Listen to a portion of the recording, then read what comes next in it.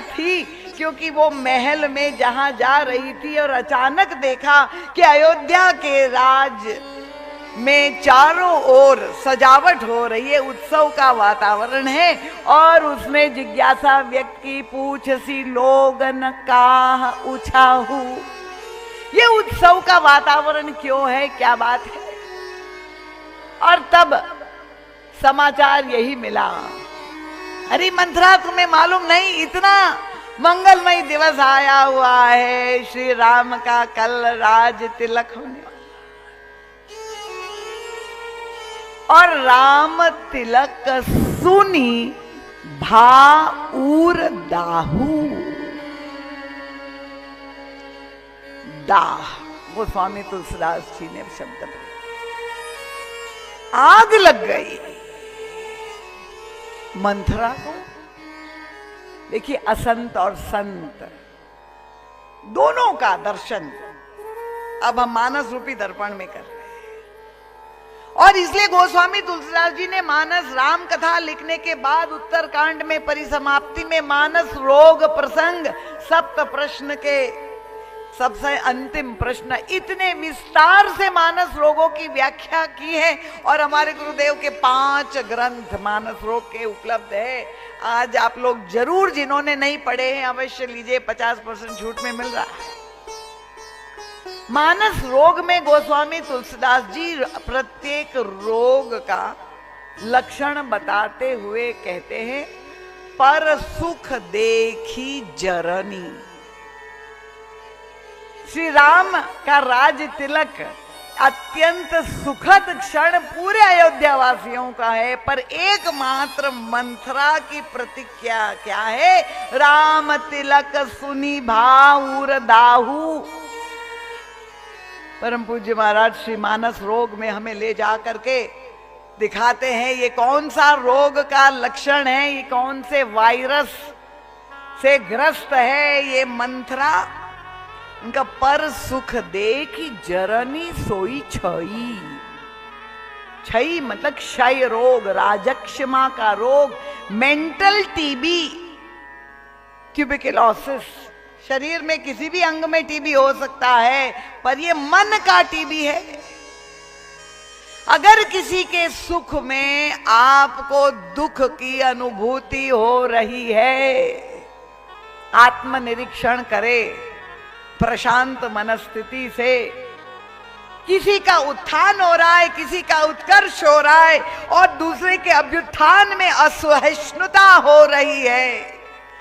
प्रवृत्ति मार्ग में, गृहस्थ आश्रम में रहते हुए हर घर की ये कथा है, मंथरा अभी मरी नहीं है। और तब जो क्षय रोग से ग्रस्त थी वो मंथरा, आग लग गई और जलन तो हो रही है।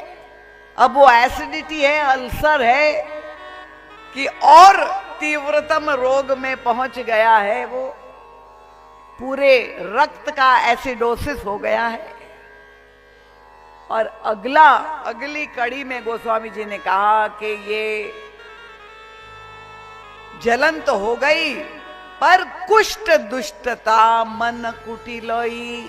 क्षय रोग के बाद वे दूसरा लक्षण बताते हैं कि अगर हमारे मन में कुछ दुष्टता, कुटिलाई अगर आ जाए, ईर्ष्या होने पे, जलन होने पर एक व्यक्ति होता है जो शांत होता है, सह लेता है, कुछ बोलता नहीं, एक नकारात्मक वृत्ति है।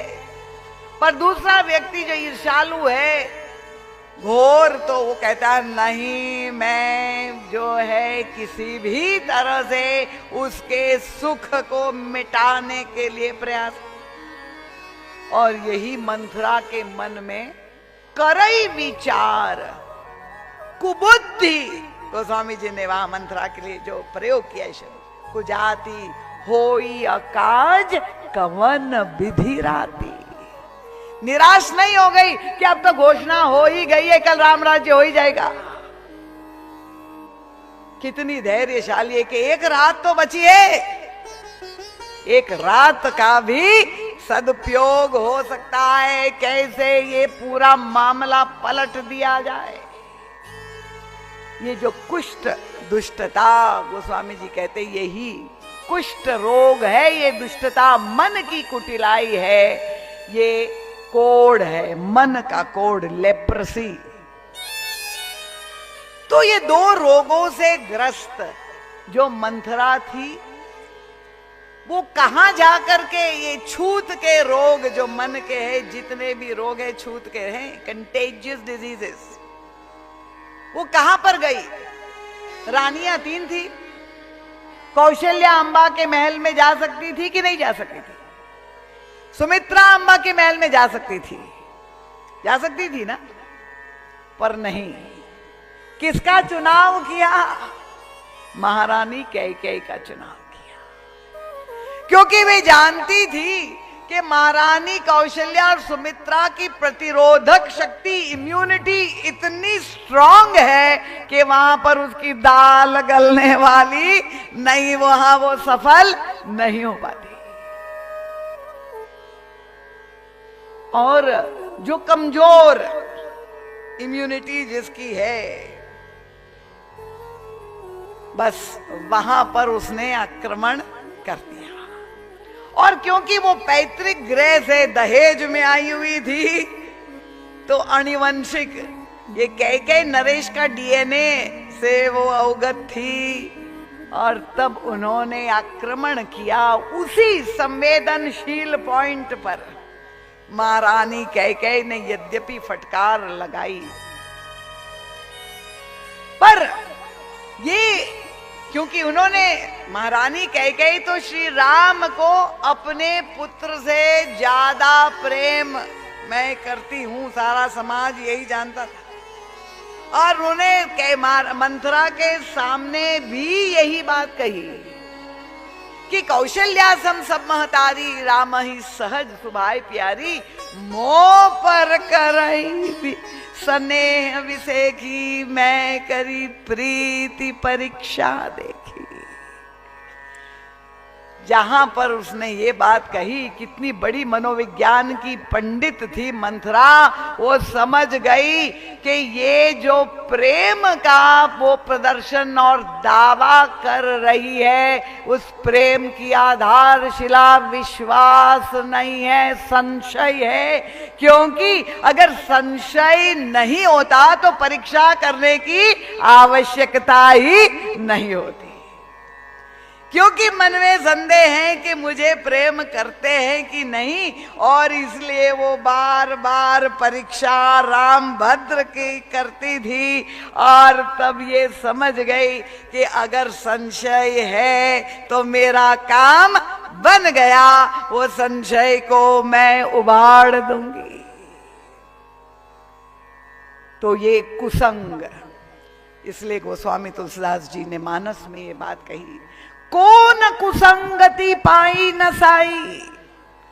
मंथरा आज भी घर घर में ही नहीं, कृपा पूर्वक कथा का प्रयोग वो ना करिए कि घर जाके अब आप सीधे कहें कि ये मेरा पड़ोसन या मेरे रिश्तेदार मंथरा है। हमें अपने हृदय में उस वृत्ति को, मंथरा कौन है? भेद बुद्धि, परम पूज्य महाराज जी कहते। और उसने महारानी कैकेयी को प्रभावित कैसे किया? परम पूज्य महाराज जी कहते यही प्रवृत्ति मार्ग में रहने वाले प्रत्येक व्यक्ति के जीवन में जो सबसे बड़ा संकट है, जो सबसे बड़ी समस्या है, जहां से संघर्ष प्रारंभ होता है। क्योंकि आज भी भाई भाई के करोड़ों करोड़ों केस कोर्टों में पड़े हुए हैं, चाहे वो संपत्ति को लेके हैं और चाहे अधिकार को लेकर के है, आज भी वही स्थिति है।